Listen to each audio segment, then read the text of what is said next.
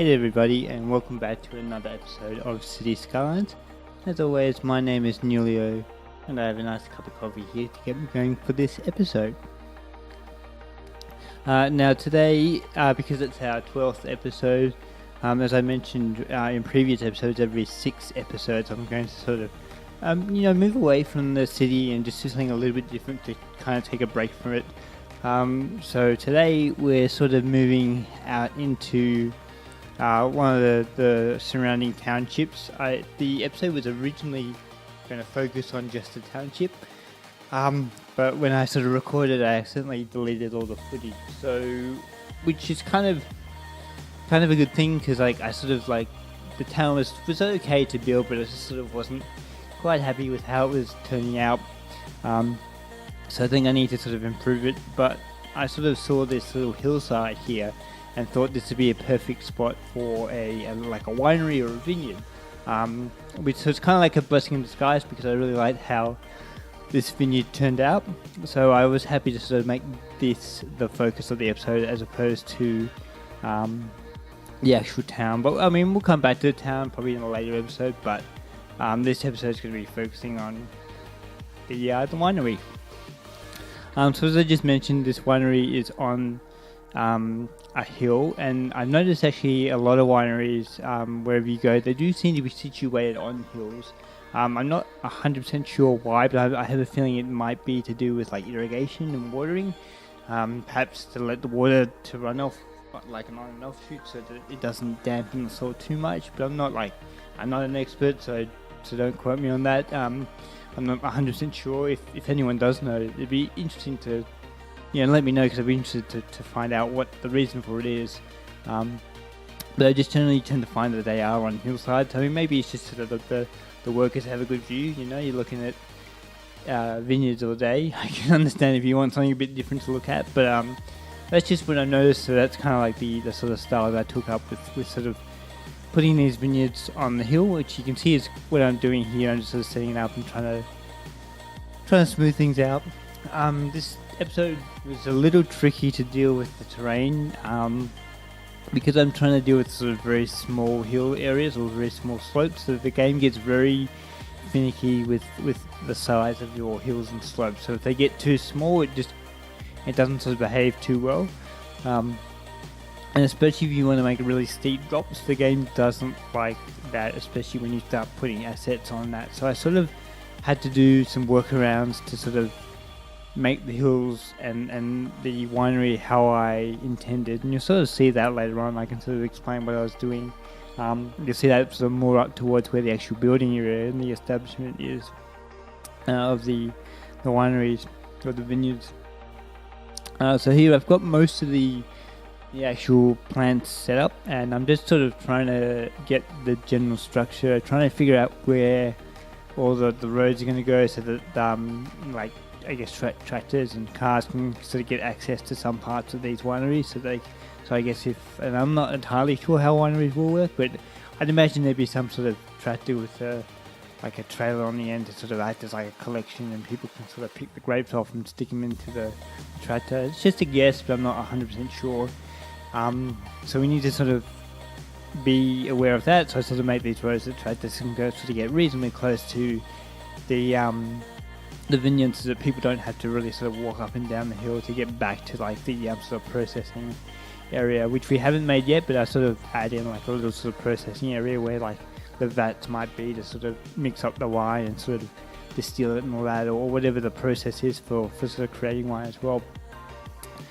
So here I'm sort of making these retaining walls, so you can't really make dead straight drops on Cities Skylines just because of the way the terrain works. So what I had to do is kind of use a mix between the ploppable asphalts and the sort of these little walls to sort of fake the terrain, to sort of going to these walls and then doing a straight drop. So it's pretty obvious with the pavement stuff, but I actually do it with actual terrain textures, so which sort of really makes a nicer effect of this earth being held up by these walls as well. So you'll see that to a greater extent later on, sort of more towards the end the time lapse when we sort of tidy up areas and stuff like that. And then we're just sort of making use of these, again, these, you would have seen this in the last episode, but the new parking lots, or the new custom parking lots, which are really, really amazing. I remember before I'd have to use like a mix between like parking props and sort of unpaved roads and sort of asphalt decals, like the poppable asphalt mod. But now we've got like actual roads that act as parking lots, which you can sort of slap on the sort of parking spaces on the end as well, which is really amazing. Like, it just saves so much time, and you can already see in other Cities Skylines episodes that people are making heavy use of it, because it's just so more convenient to be able to use that, and just saves a huge amount of time when it comes to that sort of detailing.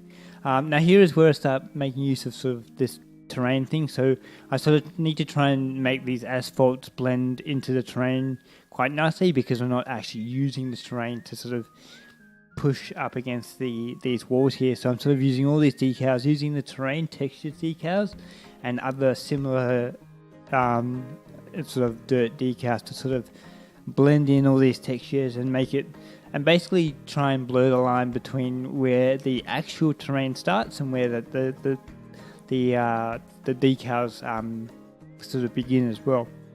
And with the end result, I think that turned out really well, especially once you add sort of plants and rocks in here. It just kind of really helps to blend everything together, so it looks really nice in the final product. Again, just sort of adding some more roads. I figured we sort of need to have like a secondary entrance for other cars as well. Like, I don't think it'd make sense to have one entrance, especially if you sort of, you've got the room there. It may as well have a second entrance to stop backup of cars and stuff like that. So I figured that it'd be nice to have it there. Not hugely detrimental, but I think it's just good to have that sort of secondary option as well. It's not like I'm not going to be expecting a huge amount of traffic, so it's good to have, but it's still good to have that there if you sort of get what I mean, if I'm not rambling on too much. But it also adds a nice look as well, and then sort of get to play around with these different elevations and stuff like that. But that is the base of the layout done. It didn't take too long to do the base layout. Like, I kind of had an idea of what I wanted to do, and I sort of had an idea for the size as well.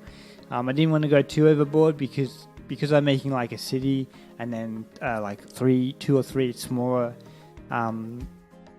townships. I don't want to make things too big, because then it's verging on the risk of everything being connected and making it look like one large city. Whereas the aim of this City Skyline episode is to have a main city, but have it separate from different sort of smaller townships that you would normally find as well. So things get scaled down a little bit. Like, I'm trying to still make it a reasonable, believable size, but obviously not go too crazy on sort of the size of things. And that was a big interesting challenge with the last episode, where I was doing the stadium, was sort of making sure that I would keep zooming back out to make sure that it was sort of a reasonably appropriate size to the rest of the city. And while I was doing that, I was trying to sort of add other buildings and other sections to sort of merge in some other elements of the city, just so that this stadium wasn't too big. So yeah, if you haven't seen that episode, definitely check it out. Like, I sort of make really good use of manipulating things to create different elevations. Kind of what we're doing here, but a little bit different. We're not sort of playing around with terrain as much as we're sort of playing around with big slabs of concrete and blocks to make sort of multi-leveled areas of the stadium as well. But coming back onto here, you can see here I placed down this sort of, I don't know what the name would be for it, but for me it's just like a processing area for the wine.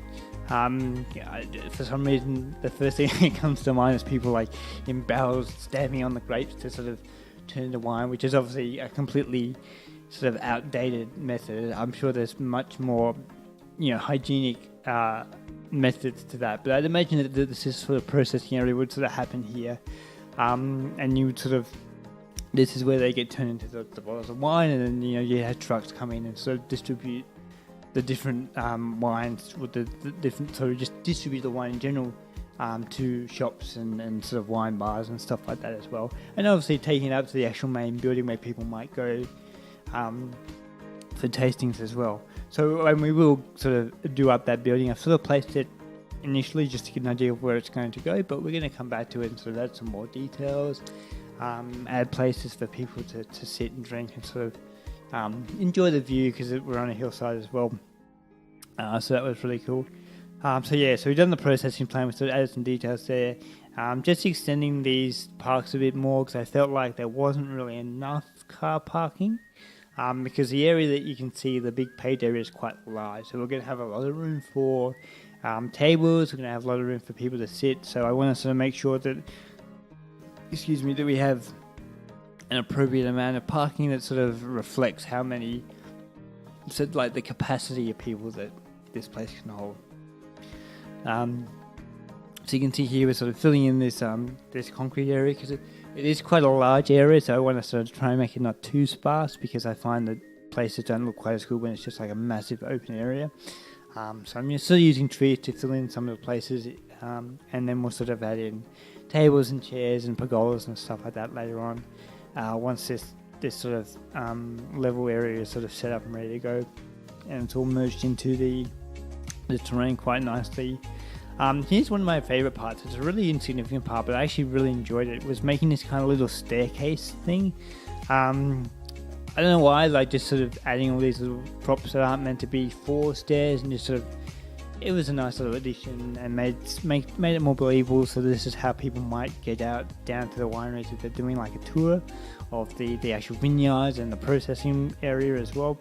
So I don't know, just kind of added a nice bit of believability to it, and it was nice to sort of have all these different assets and kind of merge them into one, into like an interesting sort of construction thing, I suppose. I don't know what you would call it.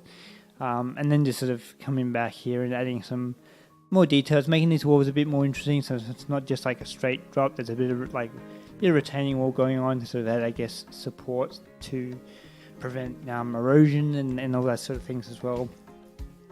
And then kind of wrapping this area around and sort of bringing it into the terrain, so it sort of merges into it nicely, and there's no sort of sudden drop off apart from sort of the overlook of the vineyards and those sort of things as well.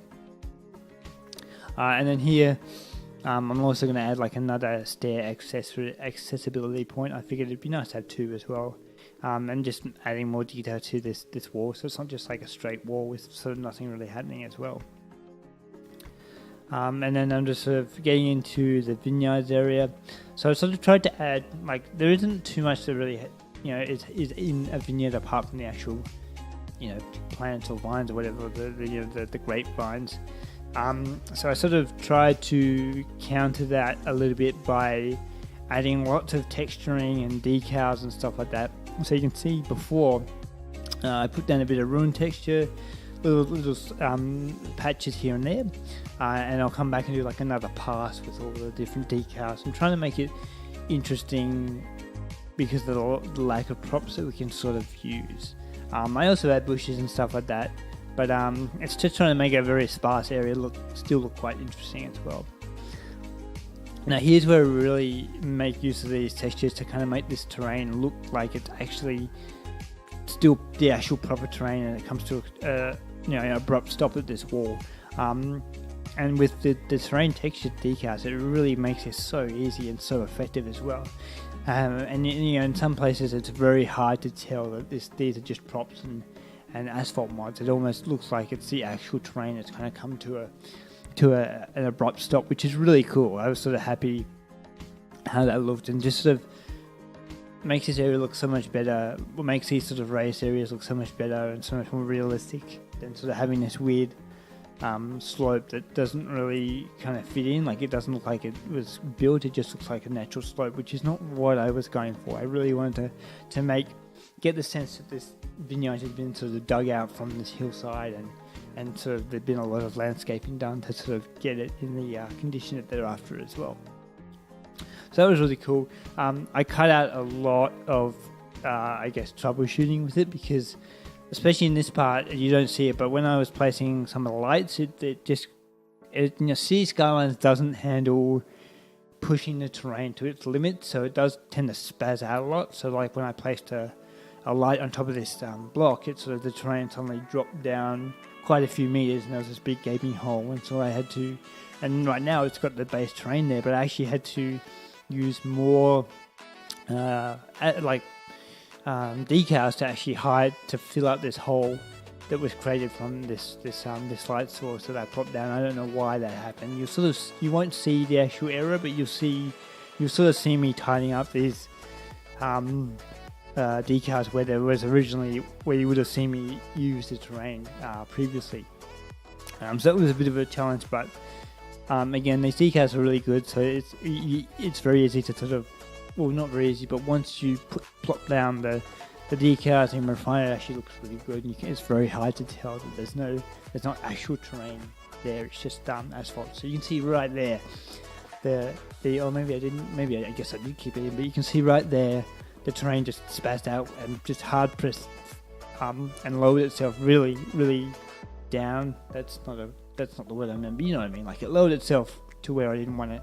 So I'm using all these different decals to kind of hide it and sort of make it look like it's the proper terrain there. And in the end result, unless you're looking really closely, it's sort of very hard to tell that that's the case as well. Using a combination of decals and rocks and trees and stuff like that, it does hide it very well, and you can't tell that that's happened as well, which is what those rocks kind of cover up, those sort of harsher lines that you can see that are able to be blended as well. Again, fixing up more of these vineyards. For some reason I thought I'd already done it when I was doing this, and I'm like, I don't know what happened, but there's actually like a small gap in between the actual vineyard props, so I had to go and sort of fill that in and make the actual bushes reach to the end of the sort of ground decals they use for sort of the soil that they dug up for the vineyard and irrigation and things like that as well. And then here it's just more wrestling, a lot of wrestling with the terrain. I've cut out quite a bit where it's just me just back and forthing with the terrain, trying to make it work, trying to fix up spazzing out. I had to do a lot of reloads because like the terrain got to the point where I just couldn't fix it, and like the decals would change their elevation, and then it would just go completely whack, and I'd have to reload and redo it again. But I've cut all that out because it's just very boring. But I eventually get it working, which is good, and it felt good to get it working as well, despite sort of how hard it was and sort of frustrating it was to try and get it working. Here we're sort of adding in these fences just to create a bit of barrier along some of the slopes so that people aren't falling down, and just sort of separate each different vineyard as well, and sort of segregate the different areas, the sort of areas where you don't really want the public to go and where you only want staff to go and things like that, and then just sort of using natural barriers to sort of block off that area. A bit more of the sort of terrain blending here, just trying to make it look nice, trying to fill in any gaps that kind of look a little off and don't look quite right for that area as well. And then sort of from here on in, it's a lot of fine tuning. We've only got about 5 minutes left of the actual time lapse, but it's just fine tuning this area, making sure everything works well. And I also add I wanted to add like a kind of like a creek to the left of it, just to add a bit more scenery to it, because I think that'd be quite nice as well, to sort of have this vineyard with like a nice stream, because if you were sort of visiting it, you'd sort of hear the nice sounds of the stream, and you'd be sort of relaxing and having wine and things like that as well. So I added that later on because I figured it'd be a nice little addition to this area as well. And then here again, we're just sort of adding in these little decals, trying to blend all these textures together, trying to make the ground interesting, because it's just kind of like this plain sort of wheat coloured ground. So I'm sort of using these different textures to kind of change it up a little bit to make up for sort of not really being too many props in a vineyard, because there really isn't in this sort of instance, I suppose. And what we're doing here, I'm not sure. We're sort of, again, it's just fine tuning and stuff.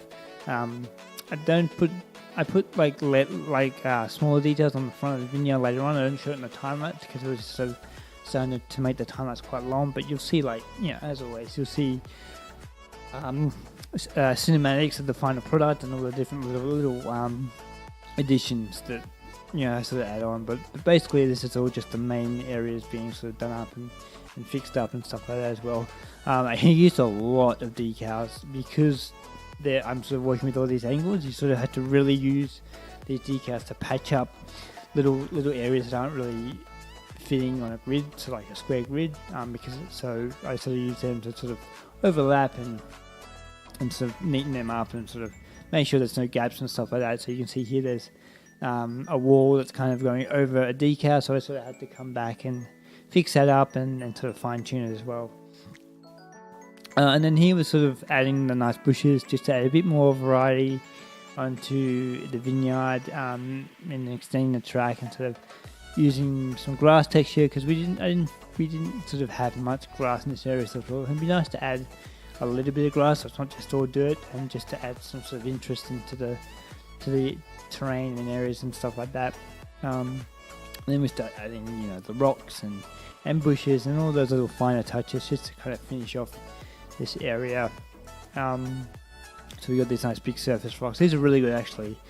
They're very good for working with hills because they cover quite a large area, and you don't have to, and they're just one sort of asset. You don't have to place like each rock individually, which is really handy for these type of things as well. So you can sort of cover a lot of ground very easily, and just sort of makes things more efficient. Again, more blending, just kind of adding some more interest to the area. You can sort of see the different parts of the terrain. You can see how they're starting to change, and there's adding a bit more texture and a bit more variation to this area. Adding some dirt sort of across the paths here, like it's sort of been kicked across when wind's picked up, or cars are driven across or something like that. There's not a great deal more to say. I mean, it's all just fine tuning into adding all these little details and stuff like that. I'm just kind of waiting for to when we get started on the stream, because that was kind of nice to add a little stream. It was kind of tricky because I sort of, the way water works is you will still have water flow, but if it's in a really small area, sometimes you don't see because it stimulates waves. They kind of go above and below the terrain. So when you're trying to make a really small stream, it's kind of hard to see all the water flowing without widening the stream, which is not what I wanted to do. I really wanted to make this like a very small stream. So I sort of really had to play around with like raising and lowering the terrain to get the stream flowing, but also make sure it wasn't too big. And so trying to use rocks to kind of cover up areas where there wasn't too much of a stream flow, to make it look like it was kind of like going in between the rocks and sort of under the rocks and stuff like that you would have in like a normal sort of creek. So that was interesting, a little tricky to sort out, but not tricky, a little tedious, because it's a lot of slowly raising and slowly lowering terrain to sort of get this to work. You can see I'm starting this now, but I just wanted to add this in here and then sort of add like a nice little creek down the bottom, because I figured that'd be a really nice way to finish off this area, just to add a bit of interest. Maybe I could sort of come back at a later episode and perhaps add like maybe a walking trail or something like that you might be able to sort of access via the winery or something like that. But there's a lot of different ways we can go. But you can see right now how I sort of dug out this reasonably small area, but with the volume of water it was too much, and I sort of tried bringing it back, and you can sort of see it dips underneath the terrain here and there, and so I'm going back and forth, lowering it, trying to get the right water flow and trying to make sure that the stream's not too big as well. And then just kind of adding all these rocks beside and some trees and just sort of doing a little bit of detailing on this stream. It's not the main focus, so I don't go too crazy. It's probably something I could come back into in a later episode. But for now, it's just getting the basics sorted out for that area. But apart from these minor little details to the stream and the winery, that's pretty much it for this episode. I'm going to go back and do some more detailing, some little minor tweaks here and there. And as always, we will come back with some cinematics of the finished product. And then that'll be it until the next episode. In the next episode, we're going to be heading back to the city. I've got a couple of options. I'm not sure what I want to do. I could do a hospital precinct, I could do a shopping centre, or I could do some more development next to the stadium that we did last episode. So I'll have a think about it. If you guys have a preference, let me know. But apart from that, that is the end of the episode. So as always, my name is Newley, and I'll catch you in the next episode. See ya.